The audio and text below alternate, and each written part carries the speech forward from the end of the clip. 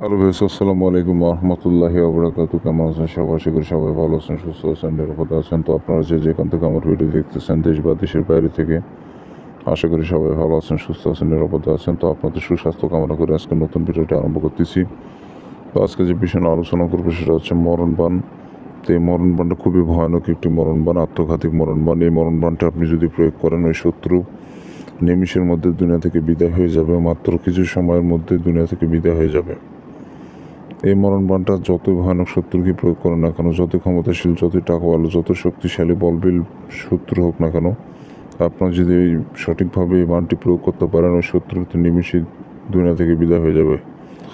তো বন্ধুগণ, অনেকে প্রশ্ন করেন যে শত্রু যদি দেশের বাইরে থাকে বা অনেক দূরে থাকে, আপনি গ্রামে আছেন, সে ঢাকাতে থাকে বা চট্টগ্রাম থাকে বা বিভিন্ন জায়গায় দূর দূরান্তের জায়গায় অবস্থান করে, তা এমন অবস্থায় কাজ করবে কি করবে না, অনেকে সংশয়ের মধ্যে থাকেন।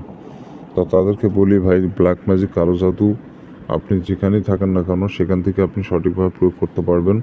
প্রয়োগ করে আপনি কাজটি সম্পূর্ণ করতে পারবেন, এটা কোনো রকম সমস্যা হবে না। মরণবান কাছে থাক, দূরে থাক, পৃথিবীর শেষ প্রান্তে থাক, যেখানে যে অবস্থায় থাক না কেন, ওখানেই কাজ হবে। ওটা আপনার টেনশন নিতে পারেন। তো শত্রু কিন্তু বলে কয়ে হয় না। জীবন ও চলার পথে যেমন বন্ধুত্ব সৃষ্টি হয়, ঠিক একইরূপভাবে শত্রু কিন্তু তৈরি হয়ে যায়। আর মানুষ কিন্তু মরণবান কিন্তু শখের বশে করে না।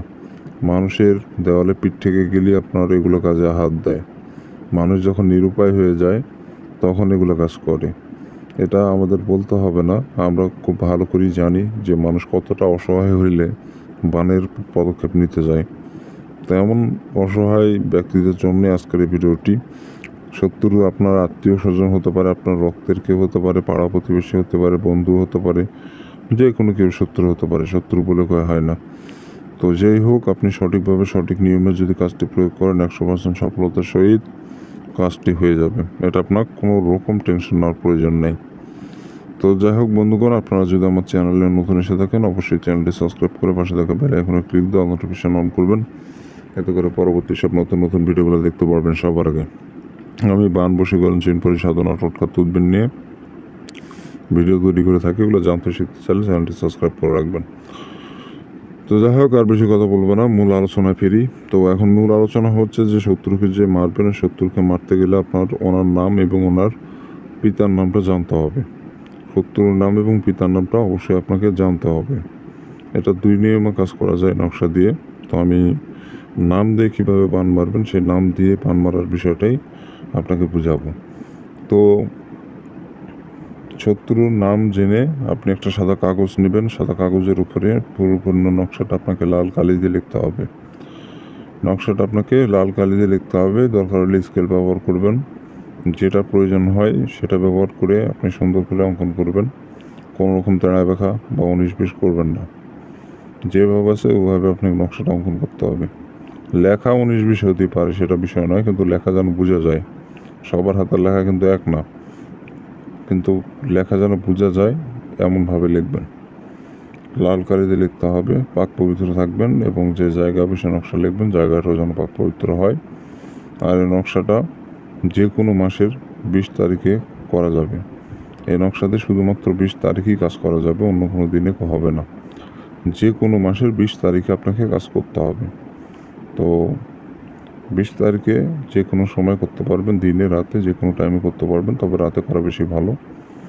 তো নকশা যখন অঙ্কন করবেন, কারোর সাথে কথা বলবেন না, নিরিবিলি জায়গায় বসবেন বা একটা ফাঁকা রুমে বসে নকশা লিখবেন, বা ফাঁকা জায়গায় বসে নকশা লিখবেন। তো এইভাবে করে মূলত নকশাটা আপনাকে লিখতে হবে। তো নকশা লেখা হয়ে গেলে নকশার নিচে আপনাকে শত্রুর নাম এবং তার পিতার নামটা দেওয়া লাগবে।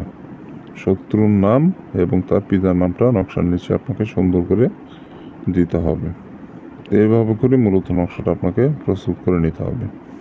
নকশা লেখা হয়ে গেলে সূরায়ে নাস একবার পড়ে নকশার উপর ফু দিবেন। সূরায়ে নাস একবার পড়ে নকশার উপর ফু দিবেন। দেওয়ার পর নকশাটা আপনাকে আগুনে পোড়ায় ফেলতে হবে। নকশাটা আপনাকে আগুনে পোড়ায় ফেলতে হবে। এইটুকুই হয়ে যাবে, আর কিছু করতে হবে না। আপনি এটুকু কাজ করে রাখবেন, শত্রু যেখানেই থাক ওখানেই মারা যাবে। এটা জিন চালানি কাজ, আপনি কাজ করেন। দোয়া অবশ্যই আমার রয়েছে আপনাদের জন্য। আর যারা অনুমতি নেবেন, চ্যানেলটা সাবস্ক্রাইব করবেন, কমেন্টে নিজের নাম লিখে দিয়ে যাবেন, অনুমতি পেয়ে যাবেন। এই 2টা শর্ত পালন করলে অনুমতি পাবেন, তাছাড়া পাবেন না। যারা আমার সাথে যোগাযোগ করবেন স্ক্রিনে দেওয়া নম্বরে ইমুতে এসে যে কোনো সময় বা হোয়াটসঅ্যাপে এসে যে কোনো সময় যোগাযোগ করতে পারবেন। তো ভালো থাকেন, সুস্থ থাকেন, দেখা হচ্ছে পরবর্তী কোনো এক নতুন ভিডিওতে। আল্লাহ হাফিজ।